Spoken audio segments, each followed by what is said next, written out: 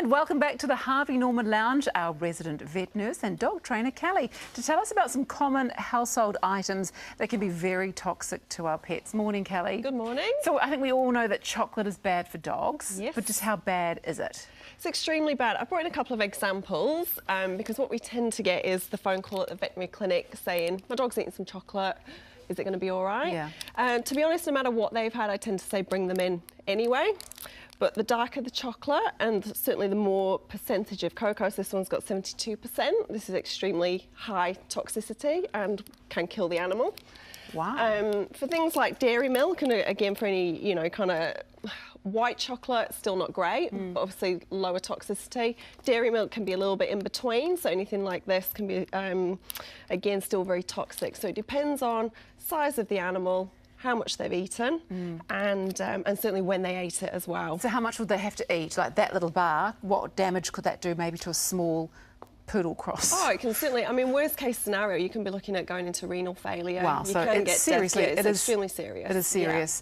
Yeah. And moving into the garden or into the vase actually as well, lilies are bad for cats. Yeah, very bad. Yeah, it's the actual pollen.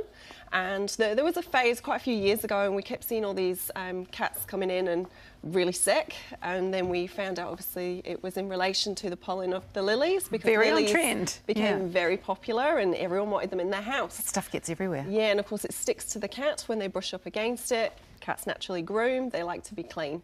Okay, so that's something to really look out for. What about, how careful do we need to be with poisons around the house, like things like snail bait?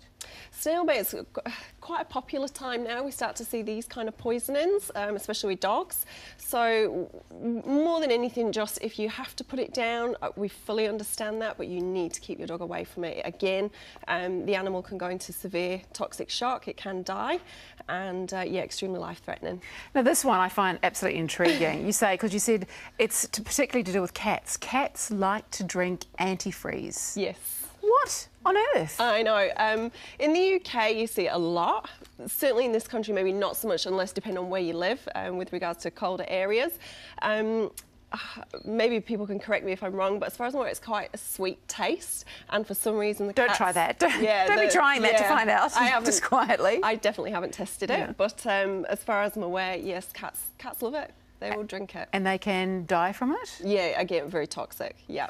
And I didn't realise that avocados, I thought they were healthy for absolutely everything, but they're not healthy for rabbits. That's right, yeah. So I was racking my brains because I knew there was something that was quite bad for rabbits and I just couldn't remember.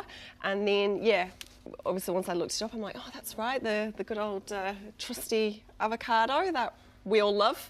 But no, definitely not for your rabbit. I wonder what the bit is that's bad for them in it, because of the healthy fats. Yeah. I don't understand. Well, then dark chocolate's good for me as well, isn't it, essentially? Yeah, exactly. So how bad is it? Like, if I'd had some greens that had a bit of avocado on them from my salad I wanted to give to the bunny, would they be okay?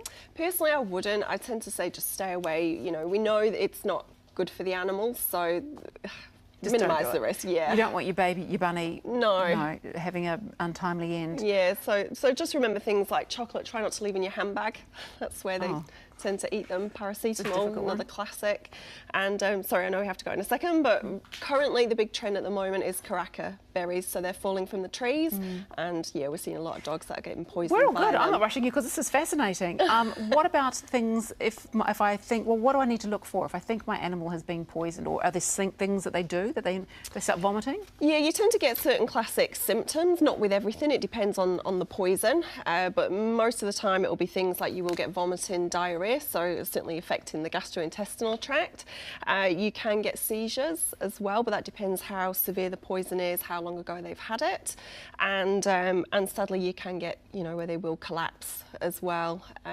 We tend to look for things, for example, if you come home and you've only been out for 2 hours and your animal's raided into something they shouldn't have had, ring the vet, get them straight down there. If it's within a 4-hour period, and it really depends on what they've eaten, we will make them vomit and try and get as much of it out of the system as possible. How do you make them vomit? A special drug we use. Right, because I can't imagine that doing that at home would be something that you could do. Yeah, we give them a special drug. It usually takes about 5 minutes on set, and then they just keep on vomiting. So if I suspect they've been poisoned, the best thing to do is call the vet? Yes. What should I do initially for my animal at home?